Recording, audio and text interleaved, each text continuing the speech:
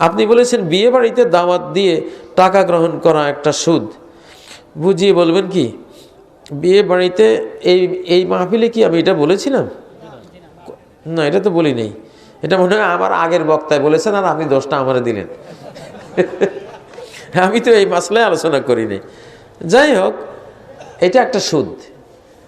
মানে তুমি আমার ছেলের বিয়েতে আসছো, কিছু হাদিয়ে তো নিয়ে আসতে হবে, নাহলে লজ্জা। তুমি 2000 টাকার জিনিস নিয়ে আসছো, তোমার মনে আশা আমার মেয়ের বিয়ে তো এই লোকের দাওয়াত দেবো, তখন 3-4 হাজার টাকার কমে হবে না। তুমি 2000 টাকা বিনিয়োগ করছো 3-4 হাজার টাকার লোভ, এটা সুদ। বুঝেন না? হাদিয়া চালাচালির মধ্যে, উপহার দেয়া নেয়ার মধ্যেও সুদ জড়িয়ে আছে। এটা ডাইরেক্ট সূরা রুমে উল্লেখ করা হয়েছে। ওমা আতাইতুম মির রিবান লিয়ারবু ফি আমওয়ালিন নাস ফালা ইয়ারবু ইনদাল্লাহ। এটা হাদিয়ার উপরে আসে, এই জাতীয় হাদিয়া। তুমি মানুষকে বেশি হাদিয়া দিলা এই আশায় যে তারা আমার কাছে আসতে আরো বেশি হাদিয়া নিয়ে আসবে, ওই আশা। এগুলি একটা কমন নিয়মে পরিণত হয় সমাজে, তখন সুদে পরিণত হয়।